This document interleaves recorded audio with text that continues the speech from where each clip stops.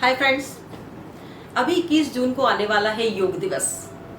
और योग दिवस के दिन भारत में ही नहीं बल्कि संपूर्ण विश्व में योग दिवस के रूप में मनाया भी जाता है और इस दिन सभी योग भी करते हैं। तो एक ऐसी चीज जिसे संपूर्ण विश्व ने अपनाई है, सारे देशों ने अपनाई है, तो उसमें कुछ ना कुछ खासियत तो होगी ही, कुछ ना कुछ अच्छी बात तो होगी ही। और जहां अभी हम बात करते हैं, चाहे कोविड-19 की बात करें, चाहे किसी भी बीमारी की बात करें, तो उस बीमारी में ज़रूरी है कि हमारी जो इम्यूनिटी है उसको हम बढ़ाएं। अगर हमारे अंदर प्रतिरोधक क्षमता है, रोग प्रतिरोधक क्षमता है, तो कोई भी बीमारी जो है वो हमें छू नहीं सकती। तो अगर हम योग करते हैं, खाना पीना ये सब तो हमने नियंत्रित कर ही रखा है, तो अगर हम योग करते हैं तो योग करने से भी हमारा जो इम्यूनिटी लेवल है वो बढ़ता है, यानी हमारी रोग प्रतिरोधक क्षमता बढ़ती है। तो योग आखिर है क्या? हमारे दिमाग में ये बात उठती है कि योग क्या है। तो योग शब्द का अर्थ होता है प्लस। प्लस मीन्स जोड़ना। तो हम जो भी काम करते हैं, हमारी योग की जो क्रियाएं होती हैं वो हमारे अंदर ऐसी क्षमताएं उत्पन्न कर देती हैं कि हमारे प्रत्येक कार्य में कुछ ना कुछ प्लस हो जाता है, यानी कुछ ना कुछ वो बेहतर तरीके से हम कर पाते हैं। क्योंकि संस्कृत साहित्य में कहते भी हैं कि योग है कर्मसु कौशलम। योग क्या है? कर्मों में कुशलता प्रदान करने वाला। आप जब योग करते हैं, ध्यान करते हैं, तो योग का क्या मतलब है कि आपकी आत्मा, मन, आपका मस्तिष्क, ये सब, आपका चित्त, आपके प्राण, ये सब एक बिंदु पर स्थित हो, यानी एक ही स्थान पर अवस्थित हो। और जब हम दिन भर के दैनिक कार्य करते हैं, चाहे कुछ भी करें, कभी ऐसा वक्त नहीं आता कि हमारी ये सभी चीज़ें, हमारा चित्त, हमारा मन, हमारा प्राण, हमारा मस्तिष्क, हमारा जो शारीरिक क्रियाएं, ये सब हमारी एक ही बिंदु पर स्थित हो। ऐसा नहीं हो पाता है। लेकिन जब हम योग करते हैं, ध्यान करते हैं, आंखें बंद करते हैं, तो आंखें बंद करने से क्या होता है कि हम बाह्य जगत से कट जाते हैं। हमारी आंखें बाहर जितना भी देखती जाती है, हमारी जो दर्शन इंद्रिय है ये सब कुछ देखती जाती है, तो उसका प्रभाव हमारे विचारों पर पड़ता जाता है। हम उन्हीं के बारे में सोचते रहते हैं। हमारे कान जब तक सुनते रहते हैं, हम उसी के बारे में सोचते रहते हैं। और हमारी जिह्वा जब तक स्वाद लेती रहेगी, जब तक देखती रहेगी कि हाँ ये व्यंजन बन रहा है, ये चीज़ हो रही है, ये ऐसा हो रहा है, तो वो उसको भी स्वाद आता रहेगा।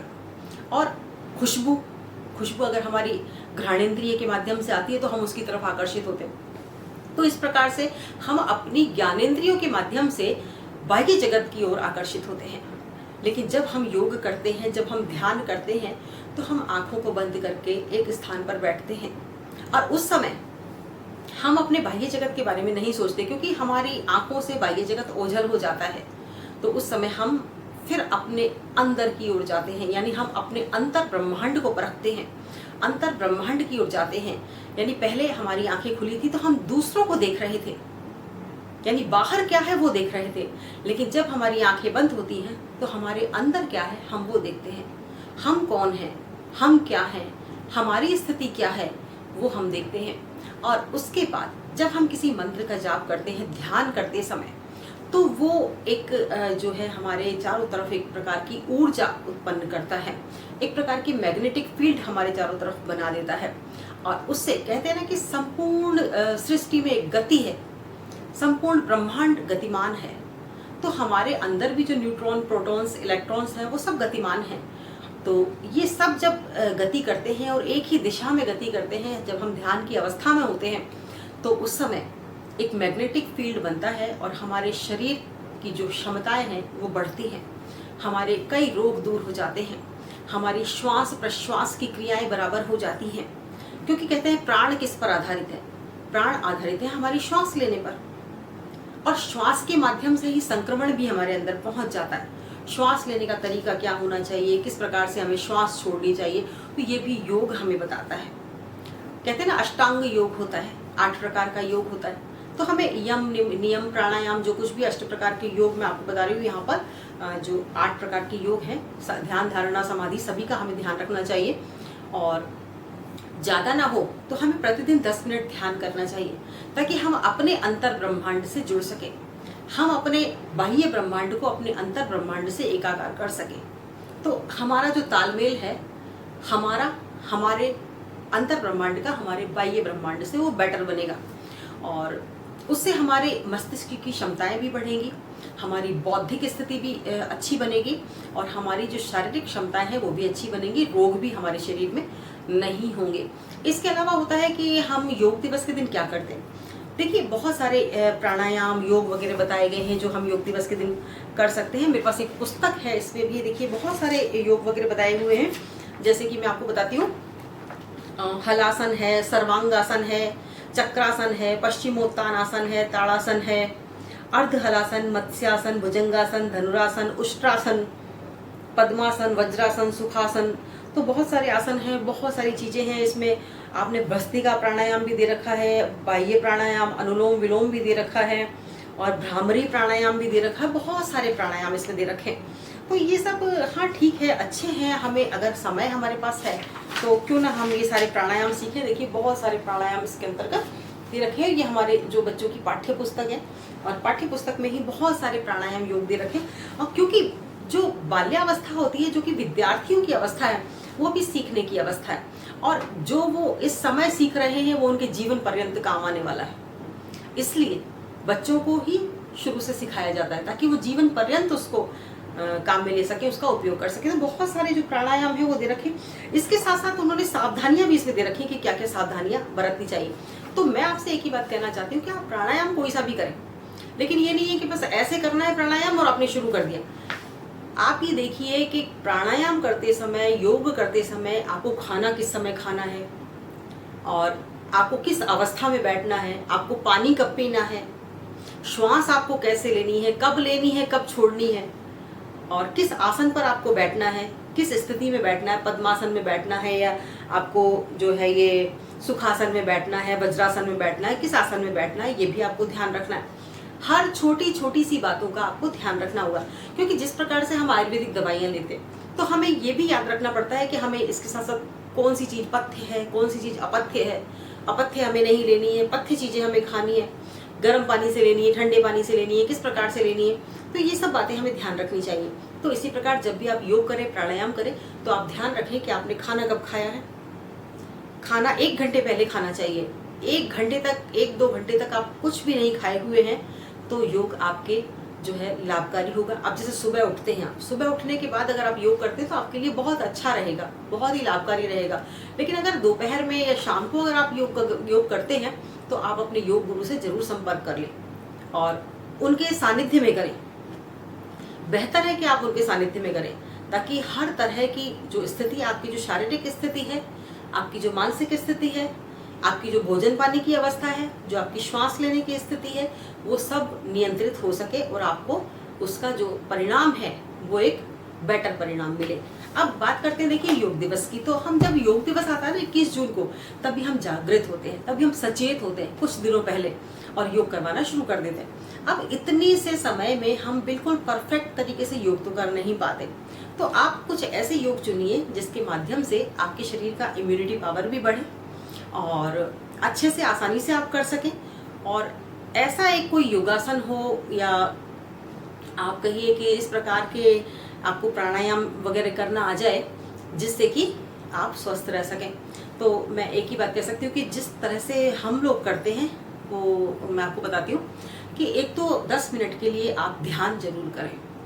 बिल्कुल आप सीधे स्थिति में बैठकर ध्यान करें, अपने आज्ञा चक्र पर अपना बिल्कुल मन प्राण की स्थिति जो है वो यहाँ पर अवस्थित करें और ओम का जाप करते हुए, ओम जो कि सब ब्रह्मांड में व्याप्त ध्वनि है, संपूर्ण ब्रह्मांड में व्याप्त ध्वनि है, उसका आप जाप कर सकते हैं। और आप देखेंगे कि जितने समय आप उसका जाप करेंगे, धीरे धीरे समय बढ़ाइए, पहले 5 मिनट कीजिए, 10 मिनट कीजिए, 15 मिनट कीजिए, आधा घंटे तक कीजिए, तो आपको लगेगा कि एक मैग्नेटिक फील्ड आपके चारों तरफ बनता जा रहा है, बनता जा रहा है। आपको बहुत ही सुखद अनुभूति होगी और उससे लगेगा कि आपका शरीर भी ठीक होता जा रहा है।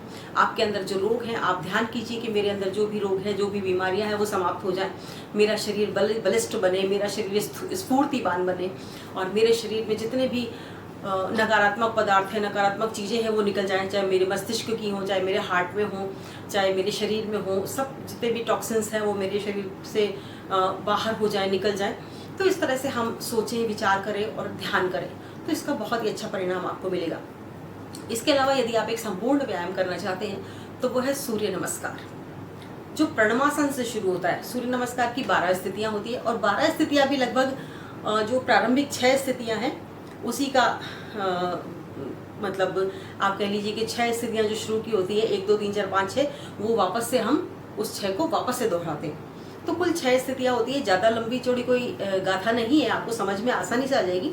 और सूर्य नमस्कार जो है वो मैं आपको अगले वीडियो में बताऊंगी। तो उस तरह से आप सूर्य नमस्कार यदि करते हैं तो कहते हैं कि सूर्य नमस्कार एक संपूर्ण व्यायाम है, आपके शरीर का संपूर्ण व्यायाम हो जाता है उससे। लेकिन कुछ स्थितियां हैं जिसमें कि सूर्य नमस्कार नहीं करना चाहिए, तो उन स्थितियों का भी आपको ध्यान रखना है। श्वास कब लेनी है, कब छोड़नी है, इसका विशेष ध्यान रखना है। और सूर्य नमस्कार के समय आपकी स्थितियां कैसी होनी चाहिए, किस तरह से आप दूसरी स्थिति में आएंगे, किस तरह से तीसरी में आएंगे, किस तरह से चौथी में आएंगे, पांचवी छठी में आएंगे, फिर वापस से छठी से आप वापस से जो 7वीं स्थिति है, जो कि 5वीं स्थिति होती है वास्तव में, और हम उसे 7वीं 8वीं स्थिति कहते हैं, वापस वो पीछे की तरफ जाती रहती है। तो किस तरह से हम वापस प्रणमासन से शुरू होकर वापस हम प्रणमासन तक कैसे पहुंचेंगे, ये हमें अच्छी तरह से आ जाना चाहिए। और फिर बहुत ही ध्यान से हमें ये आसन करना है। और पहले हमें, जैसे हमने 5 सूर्य नमस्कार किए, 5 के बाद हम थोड़ा और बढ़ाएं, 10 करें, 15 करें, 20 करें। तो इस तरह से यदि हम सूर्य नमस्कार करेंगे तो आपका जो ये मोटापा है वो भी कम हो जाएगा, और जो डिजीजेज हैं हमारे शरीर में वो भी बहुत कम होने लग जाएंगी। और इसके अलावा एक और टिप्स मैं आपको बताती हूँ कि जब सूर्य उगता है, तो सूर्य जब उदित होता है उस समय आप, जैसे पीछे सूर्य है आपके बैक में, तो आप इस तरह से बैठ जाइए। आपकी जो रीढ़ की हड्डी है, रीढ़ की हड्डी में यहाँ पर सूर्य की रोशनी पड़नी चाहिए। तो सूर्य की रोशनी जब आपकी इस रीढ़ की हड्डी में पड़ेगी, मस्तिष्क के से जो जुड़ी हुई होती है रीढ़ की हड्डी नीचे तक, तो उस पर जब वो पड़ेगी तो विटामिन डी भी आपको पूरा मिलेगा और आपका शरीर एकदम स्वस्थ और मजबूत बनेगा। और जैसे कहते हैं ना, सर्वाइकल की समस्या हो गई किसी को, या डिस्क की समस्या हो जाती है, या और भी हड्डियों से संबंधित समस्या हो जाती है, कैल्शियम कम हो जाता है, फास्फोरस कम हो जाता है, वो क्या क्या कम हो जाता है जिससे घुट्ने दुखते हैं और हड्डियों में जो है वो जान नहीं रहती है, और धीरे धीरे हम बुढ़ापे की ओर बढ़ने लग जाते हैं। तो नहीं चाहते हैं कि हम बुढ़ापे की ओर बढ़ें। तो इस तरह से अगर हम सूर्य के उदित होते समय अगर हम पीछे पीट करके बैठेंगे और इस तरह से हम बैठेंगे, और तो मैं बस यही कहना चाहूँगी कि आप जब योग दिवस की तैयारी कर रहे हैं 21 जून की, तो अगर आप प्राणायाम, व्यायाम ये इत्यादि कर रहे हैं तो बहुत अच्छी बात है। लेकिन अगर मेरी तरह है आप, जो कि ठीक समय आने पर ही थोड़ा बहुत व्यायाम इत्यादि करते हैं, या प्रतिदिन थोड़ा बहुत ही टहलना है, रोज का घूमना फिरना है, या थोड़ा सा ध्यान करना है, या 1-2 सूर्य नमस्कार, 2-5 सूर्य नमस्कार कर लेना है, सूरज की धूप ले लेनी है, पानी पीने का थोड़ा सा हिसाब देखना है, अगर इस तरह से आप करते हैं तो भी कोई बात नहीं।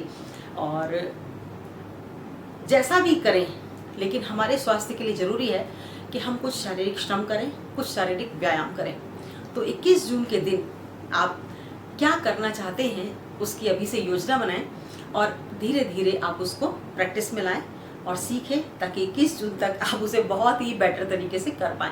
और ये नहीं है कि हम सिर्फ 21 जून को ही करें, 21 जून तक हम बेटर तरीके से उसको कर पाएं और उसके बाद हम अपनी उसको दैनिक दिनचर्या में ढाल लें। अगर हम उसे दैनिक दिनचर्या में ढाल लेंगे तो निश्चित रूप से हम हमेशा स्वस्थ रहेंगे। फिर चाहे कोई भी बीमारी हो, चाहे कोई भी बीमारी हो, मतलब जैसे कि अभी कोविड-19 चल रहा है, चाहे आगे भी कोई बीमारी आ जाए, तो अगर हमारा इम्यूनिटी सिस्टम बढ़िया है, अगर हमारा शरीर मजबूत है, तो हम किसी भी प्रकार की बीमारी को झेलने के लायक बन जाते हैं। और जो बीमारी है वो जल्दी से हम पर अटैक नहीं करती, संक्रमण बहुत जल्दी से नहीं होता है। तो इसलिए हमें बीमारियों का उपचार खोजने की जगह, यानी दवाइयाँ खोजने की जगह ज़रूरी है कि हम अपने इम्यूनिटी सिस्टम को अच्छा बनाएं, हम अपने शरीर को बलिष्ठ बनाएं, मजबूत बनाएं, स्फूर्तिवान बनाएं। और क्योंकि कहते हैं ना कि शरीर माध्यम खलु धर्म साधनम, कि ये शरीर ही तो हमारे धर्म का साधन है। हमारी आत्मा हालांकि सब कुछ है, आत्मा और शरीर का संयोग जो है वही तो हम हैं। और अगर हमारी आत्मा पर हम इतना जोर देते हैं, हमारी शुद्धता पर, विचारों की शुद्धता पर, सब चीज़ पर जोर देते हैं, तो हमें अपने शरीर पर भी ध्यान देना चाहिए। दोनों का संयोग ही हम हैं, हमारी स्थिति है, हमारा अस्तित्व है। तो हमें अपने अस्तित्व को बनाए रखने के लिए जहाँ अपने विचारों की शुद्धता चाहिए, जहाँ हमें बौद्धिक ज्ञान की आवश्यकता है, जहाँ पर हमें अपने अंदर से शुद्ध और पवित्रता की आवश्यकता है, उसी प्रकार से हमारे शरीर को भी बेहतर बनाने के लिए, बहुत अच्छा बनाए रखने की आवश्यकता है। तो आप थोड़ा बहुत व्यायाम कीजिए, ध्यान कीजिए, प्रतिदिन घूमिए और हमेशा स्वस्थ रहिए। तो फिर मिलते हैं किसी और विषय के साथ।